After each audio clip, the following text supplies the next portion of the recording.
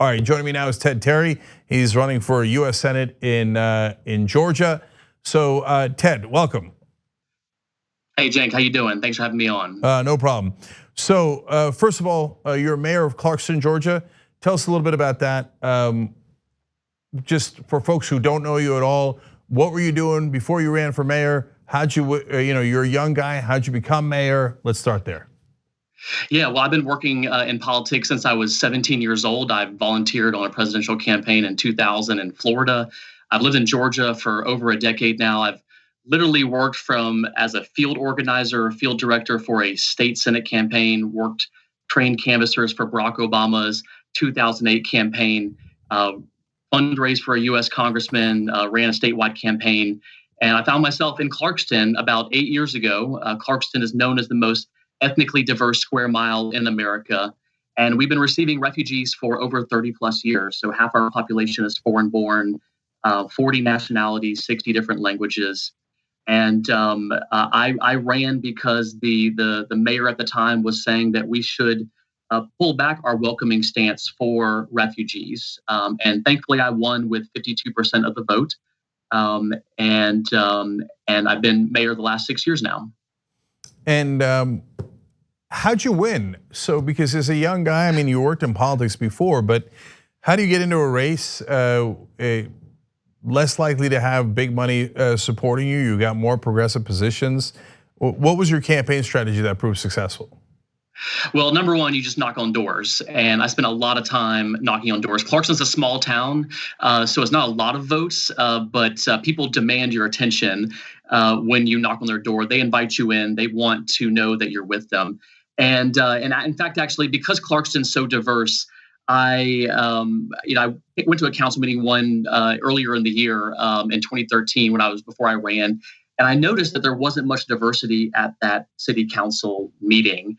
And I found out that there was a large Vietnamese population in Clarkston who had lived there for 30 plus years. They were the first refugees to come to Clarkston in the early 80s. And so I translated my flyer into Vietnamese. I went and spoke with the elders in their living rooms. I went to the Vietnamese Baptist Church, the Vietnamese Buddhist temple. On election day in Clarkston, we got one voting precinct in Clarkston, and there's always a wall of candidates trying to get last minute votes throughout the day. And I'll never forget, over the course of the day, mostly older Vietnamese voters would sort of avoid that wall of candidates, go in and vote. And as they were leaving, I remember them just kind of looking at me and giving me a wink and a nod. And I felt that I might actually win this election. And I got 52% of the vote, Cenk. And so I realized that having an inclusive and diverse campaign, one that reached out to people who don't usually get engaged, was what allowed me to not only win, but to really bring our community closer together. Yes, Republicans will look at that and go, you see that they're bringing in voters to vote. Yeah, so you should represent everybody, not just one group of people. So nice work there, obviously, in getting elected back then. So now, why run for the Senate at this point? Well, look, the largest voting bloc in America is the Millennial voting bloc. 80 million Americans are under the age of 35. I'm an elder millennial. I'm 36 years old. But the issues that are on the minds of millennial voters, student debt, affordable health care, climate change, affordable housing, embracing our diversity. Our generation is the most diverse generation in American history. And that voice is just not being represented in the United States Senate. The average age of a senator is over 60 years old. So I would bring the median age down. And look, the old adage of if you're not at the table, you're on the menu is exactly true. It's what's happening in the U.S. Senate. The issues that our generation cares about are not being talked about. And we're not going to win in Georgia by dragging voters to the polls. We need to send them running to the polls to support candidates that represent and stand with them on these important issues. And the primary there could be interesting on the Democratic side in Georgia. So everybody's waiting to see if Stacey Abrams is going to get it. I'm keeping it real here, Ted, right? And so I don't know if you have any more info than I know on that. But who's in the primary now? I mean, I can't imagine that Chuck Schumer came to you and said, Mayor Terry, I like how you're trying to bring millennials to get involved in politics, and I don't care that you don't have the most money. I'm going to go with you because you seem the most progressive. That is not a paragraph ever spoken by Chuck Schumer. So have they picked their candidate yet? Well, I think they're focusing on trying to recruit someone to run for the Isaacson seat that's just recently going to become vacant later this year. And honestly, I don't know what's going to happen on the Perdue side. I'm running against David Perdue. I was the second Democrat to announce. We now have 4 Democrats running. I arguably am the most progressive candidate, and it's not just on the issues that I've staked out in terms of supporting a Green New Deal, supporting Medicare for All. But it's based on what I've done as mayor of Clarkston, and I'll never forget attending the Center for Civil and Human Rights Museum grand opening here in Metro Atlanta several years ago. And there was a saying that came out of the civil rights movement. It was never attributed to one individual person. It was just the saying of a movement. And it went like this. It said, don't tell me what you believe, show me what you've done, and then I will tell you what you believe. And that's what my campaign is all about. Clarkston was the first city in Georgia to decriminalize marijuana possession. We did that 3 years ago. We raised the minimum wage to $15 an hour for our city employees, and we made Election Day a holiday. We did that all in one council night 3 years ago, and we've been leading by example ever since. And so I can honestly say that the other candidates, they have sort of a history of, one was a Republican. They've come over to be Democrats. A lot of centrist talk right now. But I just don't believe that we're going to engage the voters that haven't been voting if we're going to try to run as Democrat light, as with triangulated centrist messaging. And so that's exactly why I'm running. I did reach out to the DSCC. I did visit them a few days before I announced. And so, I've done due diligence. I've made an effort to have that communication. And as far as I know, they're going to let the primary play out and see how things are going so far. Yeah, I wouldn't count on that. Okay, just keeping it real. Anyway, but since you legalized marijuana, I assume there's chaos and increased crime in Clarkston.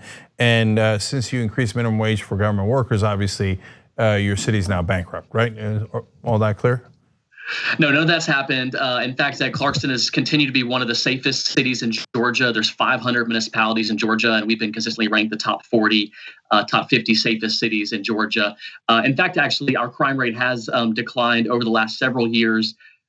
When refugee resettlement and immigration went up in Clarkston under at the end of George W. Bush administration and President Obama, the crime rate in Clarkston, the Clarkston area, actually declined.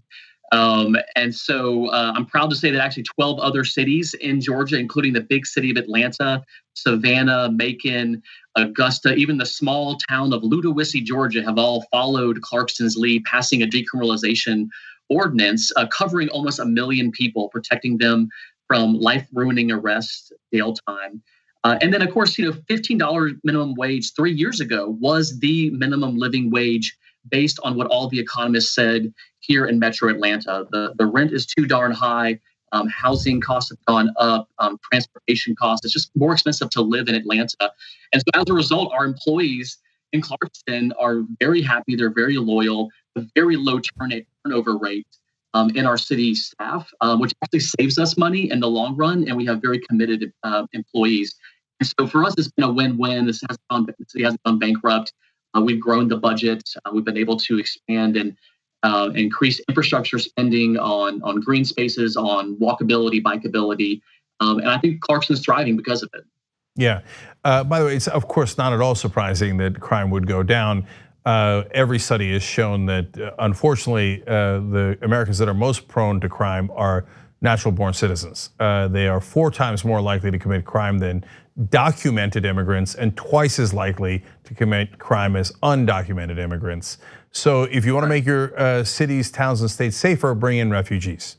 That's literally true. Exactly. Yes, and immigrants of any sort. So now, Ted, you said on Twitter today that there's a special, exciting announcement on the Young Turks. Do we have that announcement, or is it, ta-da, you're running for Senate?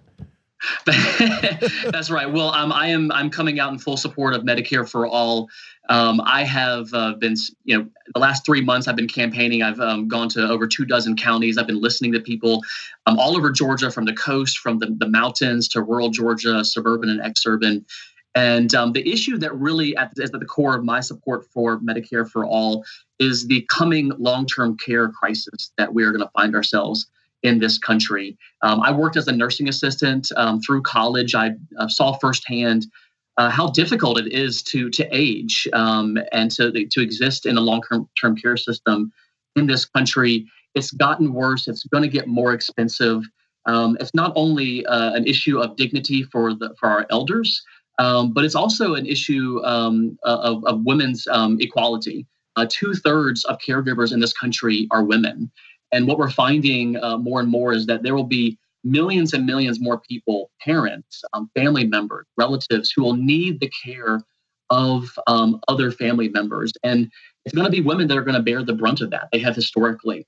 And so if we continue to have a long-term care system that forces our elders, mostly in the middle class, the lower class, to completely sell off all of their assets, have to go into poverty before they can get on Medicaid to afford a nursing home or some semblance of home care, it is going to be incredibly disruptive for the gains that women have made in the workforce these last few years.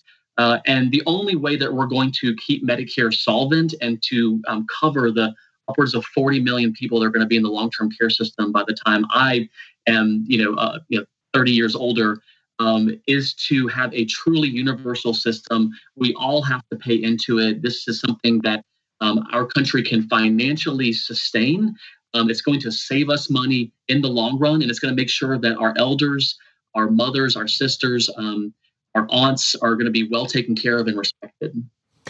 All right, well, it's going to be really interesting to see how it plays out, because conventional wisdom says, oh my God, Georgia's a red-leaning purple state, and so don't do progressive ideas because people in purple states love big corporations.